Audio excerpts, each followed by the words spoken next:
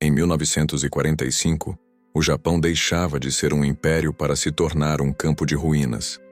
Cidades inteiras desapareciam em nuvens de fogo. O som do silêncio substituía o das sirenes. E o mundo acreditava que aquele povo jamais se levantaria outra vez. Mas o que parecia o fim foi apenas o início. Das cinzas de Hiroshima e Nagasaki, nasceu algo que ninguém esperava. Um renascimento tão rápido, tão disciplinado e tão profundo, que transformaria o país mais devastado do planeta em símbolo de força e inovação. Esta é a história de uma nação que se reconstruiu da dor e do impossível. O fim da guerra deixou o Japão em pedaços. As cidades estavam destruídas, a economia colapsada e o espírito nacional em choque. Milhares vagavam entre ruínas em busca de familiares e alimento. O imperador, até então considerado divino, anunciava pela primeira vez a rendição ao povo.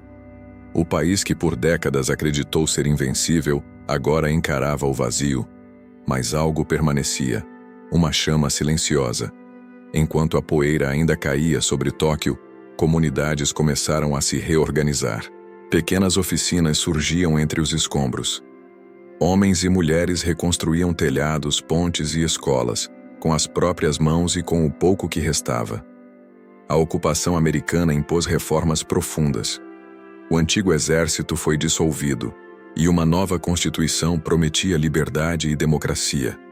A dor virou disciplina, e a disciplina virou propósito. Em pouco tempo, o Japão passou a enxergar na reconstrução não apenas uma necessidade, mas uma missão coletiva. Era preciso provar que um país podia renascer sem armas, apenas com trabalho, estudo e tempo.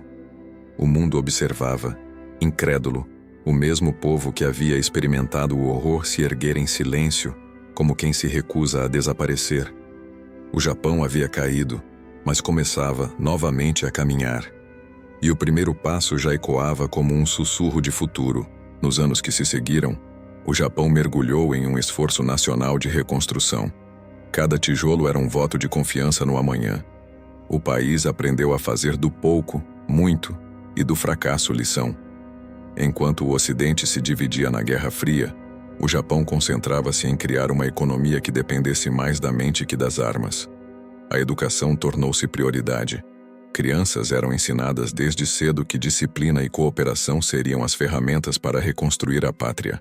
As fábricas voltaram a funcionar. No início, produziam itens simples, panelas, bicicletas, rádios baratos. Mas cada produto trazia uma marca invisível, a busca pela perfeição. Em poucos anos, o selo Made in Japan, antes visto com desconfiança, passou a representar qualidade.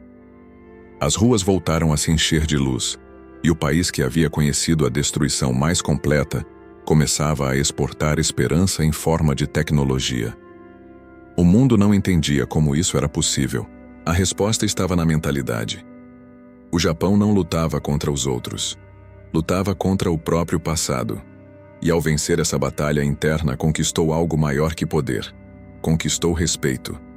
O renascimento deixava de ser promessa, tornava-se realidade. E o planeta inteiro prestava atenção. A década de 1960 foi o auge do chamado milagre japonês. Empresas como Toyota, Sony, Honda e Panasonic surgiam em ritmo acelerado, impulsionadas por inovação e trabalho incansável. O país investia pesado em infraestrutura, eletricidade e transporte.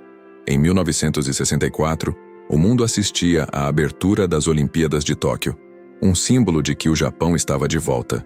O segredo estava em algo simples e genial: aperfeiçoar o que já existia.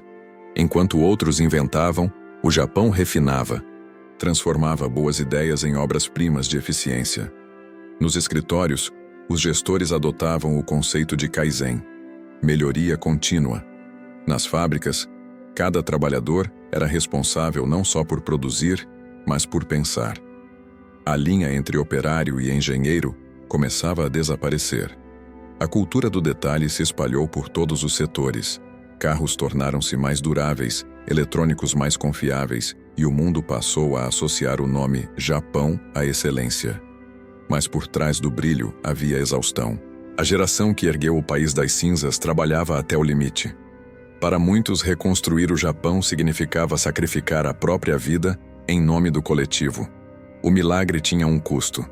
E logo o país que impressionava o mundo descobriria que nem toda perfeição é sustentável. Mas até lá, o Japão já havia mostrado ao planeta que a resiliência podia ser uma forma de arte. Com a economia estável e o respeito internacional consolidado, o Japão começou a exportar algo mais valioso que produtos. Exportou cultura.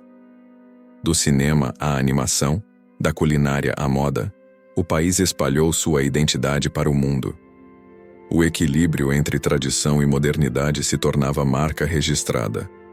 Em meio a templos antigos, arranha-céus cresciam. Samurais davam lugar a engenheiros, mas o espírito era o mesmo: precisão, honra e respeito. Enquanto o resto do mundo se globalizava em velocidade, o Japão globalizava com elegância. A tecnologia japonesa chegava a todos os continentes: televisões, câmeras, carros. Mas, ao mesmo tempo, o país mantinha intacta sua essência espiritual. A meditação, a arte do chá, o silêncio, o cuidado com o detalhe. Tudo isso coexistia com a eletrônica e os robôs. Esse contraste encantava o planeta. O Japão era moderno sem ser frio, avançado sem perder a alma, e isso o tornava diferente de qualquer outro. Porém, sob o brilho das luzes de neon, crescia uma sensação de solidão. O mesmo rigor que impulsionara o progresso agora pesava sobre os ombros das novas gerações. A perfeição cobrava um preço, e o país, que renascera da guerra, começava a lutar contra o vazio. Ainda assim, a lição permanecia. O Japão era a prova viva de que a ordem podia nascer do caos. Os anos 1990 trouxeram o que ficou conhecido como a década perdida. O milagre econômico desacelerou, o mercado imobiliário entrou em colapso e o crescimento parou. O Japão, que durante décadas só subira, agora precisava aprender a lidar com a queda. Muitos acreditavam que o sonho havia acabado, mas para os japoneses, desistir nunca foi opção. Empresas se reinventaram, o governo promoveu reformas e a sociedade encontrou novas formas de equilíbrio. A tecnologia passou a ocupar um papel ainda mais central. Da robótica à inteligência artificial, o país manteve-se na vanguarda. Mesmo sem o mesmo ritmo de crescimento, o Japão continuava sendo referência de eficiência, cultura e inovação. Enquanto outros países se lançavam em disputas geopolíticas, o Japão seguiu fiel à sua filosofia: reconstruir sempre. Cada crise tornou-se mais uma oportunidade de se adaptar. E o país que um dia fora símbolo de destruição, tornava-se agora símbolo de constância. Mesmo com o envelhecimento populacional e os desafios econômicos, a nação que renasceu das cinzas provava que o verdadeiro poder não está em crescer rápido, está em permanecer de pé. O mundo olhava para o Japão não apenas com admiração, mas com respeito silencioso, porque no fundo, todos sabiam. Ele já havia vencido a pior das batalhas. O Japão contemporâneo é um espelho de tudo o que viveu. Um país onde o passado conversa com o futuro a cada esquina. Robôs servem chá em cafeterias, enquanto monges recitam mantras em templos milenares. Entre os dois mundos, o povo japonês segue o mesmo caminho de sempre, o do equilíbrio. A sociedade enfrenta novos desafios: o envelhecimento, a solidão, a adaptação tecnológica e a necessidade de renovar o espírito coletivo. Mas há algo que o tempo não apagou: a calma força da reconstrução. Hoje, o Japão não busca mais ser o mais rico ou o mais rápido. Busca ser o mais estável. E nesse novo tipo de grandeza, talvez resida sua sabedoria mais profunda. De todas as nações que se levantaram das cinzas, nenhuma o fez com tanta elegância, disciplina e humanidade.